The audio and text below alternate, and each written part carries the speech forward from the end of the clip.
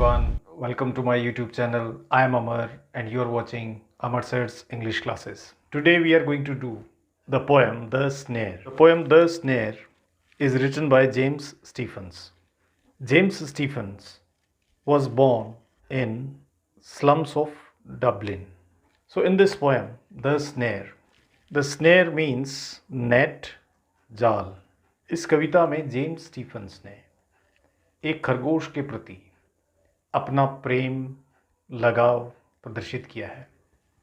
He has a great love for animals and he has shown it in this poem that there is a rabbit who has been caught in a net somewhere, but poet is unable to find the exact location where that rabbit is caught in the net.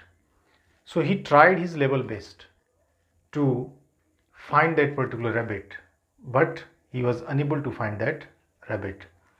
So the poem conveys few messages to all the humans that we have to love animals, we have to take care of them, and those who are hunting or capturing these animals, they should be penalized, they should be punished, and there should be a great awareness in the society for caring the animals. I hear a sudden cry of pain.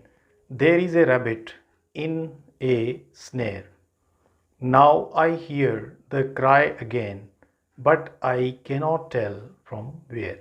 So in this stanza, I stands for the poet. Hear a sudden cry of pain. Sudden, अचानक, cry, चीख, of pain, pen दर्द भरी. तो मैंने अचानक एक दर्द भरी चीख सुनी. पोएट कहते हैं कि उन्होंने अचानक एक दर्द भरी चीख सुनी. There is a rabbit in a snare. Rabbit यानी खरगोश, इन ए स्नेर. स्नेर जैसा कि हम जान चुके हैं, स्नेर का अर्थ नेट या जाल या कोई फंदा जिसमें वह रैबिट जो है वह उलझा हुआ है. Now I hear the cry again. Now अब पोएट यहाँ उस चीख को दोबारा से सुनते हैं. But I cannot tell from where, यानी कि वो कह रहे हैं कि वो असमर्थ हैं, कि वो नहीं बता सकते कि वह दर्द भरी चीख जो उस रैबिट की है वो किस दिशा से आ रही है, यानी वो रैबिट कहाँ है. But I cannot tell from where. Again you can see first stanzas last line is taken again in the starting of the second stanza. So this is treated as iambic tetrameter. It means it is done in order to make a stress in the poem. यानी कि इस कविता में बल दिया गया है और बल देने के लिए ऐसा किया जाता है. But I cannot tell from where he is calling out for aid, crying on the frightened air, making everything afraid. कि मैं वह स्थान तो नहीं बता सकता कि वह आवाज़ कहाँ से आ रही है. He is calling out for aid. He जो है यहाँ पर ये उस रैबिट के लिए यूज़ हुआ है जो जाल में फंस गया है. He is calling out for aid. अब देखिए एड जो है, एड का अर्थ होता है हेल्प, मदद. Crying on the frightened air. उसकी जो चीख है वह इतनी तेज़ है और इतनी करुणामय है कि उसके कारण पूरा वातावरण जो है वह डरावना, डरा देने वाला हो गया है. Making everything afraid. अब देखिए यहाँ पे एवरीथिंग का प्रयोग हुआ है. एवरीथिंग में यहाँ वहाँ विद्यमान जो भी प्राणी हैं सभी में एक डर का माहौल, अफ्रेड यानी डर का माहौल, पूरी हवा में हर प्राणी में डर का एक माहौल बन जाता है. अगले स्टेंजा में देखते हैं. देखिए पुनः इस लाइन की पुनरावृत्ति हुई यहाँ पर. मेकिंग एवरीथिंग अफ्रेड यानी कि हर एक प्राणी में डर का माहौल हो जाता है. तो making everything afraid. Wrinkling up his little face as he cries again for aid and I cannot find the place.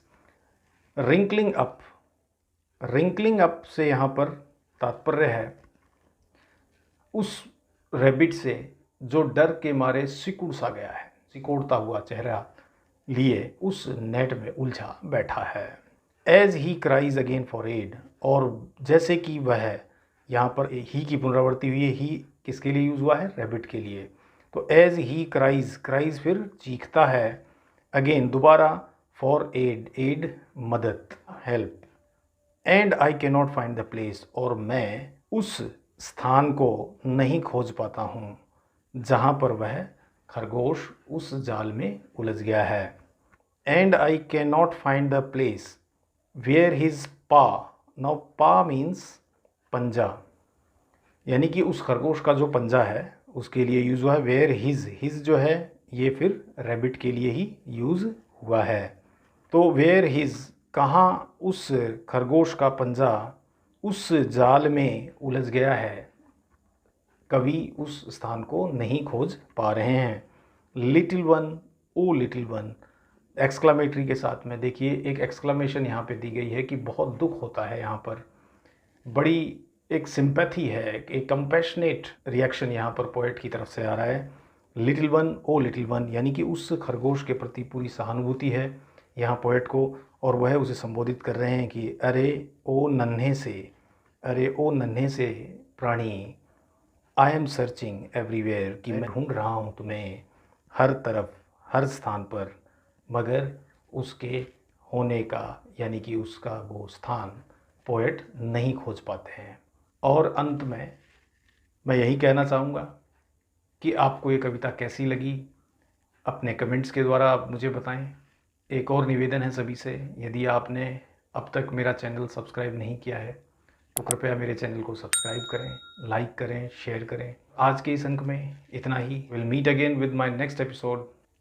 Till then goodbye, see you, जय हिंद, जय भारत।